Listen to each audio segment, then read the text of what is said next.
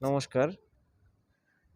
আমরা ২০২৪ সালে আ অনেক জায়গায় ঝামেলা হয়েছে। সেসব জায়গায় হয়তোবা এবার শারদীয় দুর্গোৎসব আমাদের সবথেকে বড় ধর্মোৎসব হবে না। আবার কোথাও, কোথাও হবে যেখানে ঝামেলা হয়নি। এখন হচ্ছে আমরা যখন আমাদের পূজা উৎসব করি, তখন আমরা বিভিন্ন রকমের আ গান বাজাই। আসলে এটা খুবই দুঃখজনক। আমার নিজের বলতে কষ্ট লাগতেছে যে পূজার সময় আমরা বিভিন্ন রকম হিন্দি গান বাজাই, মন্দিরে বসে অনেক কিছু করি সেগুলো না বলি। ডিজে শুনি, বিভিন্ন নৃত্য করি ডিজে চালাইয়া।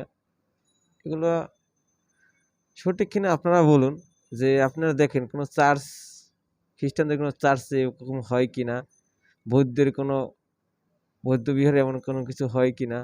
বা মুসলিমদের যেসব জায়গায় মুসলিমরা ওনাদের মসজিদ সেখানে ওনারা এসব করে কিনা? দেখবেন এরা কেউ করে না। শুধু আমরা আমাদের পূজার সময়ে ধর্মীয় আলোচনা অনুষ্ঠান বাদ দিয়ে বিভিন্ন রকম ডিজে সঙ্গীত শিল্পী এনে ডিজে উৎসব পালন করি, ডিজে গান বাজাই, ডিজে গানে নৃত্য করি। আসলে এসব করলে তো আমরা আমাদের ধর্মটাকে আমরা ছোট করতেছি।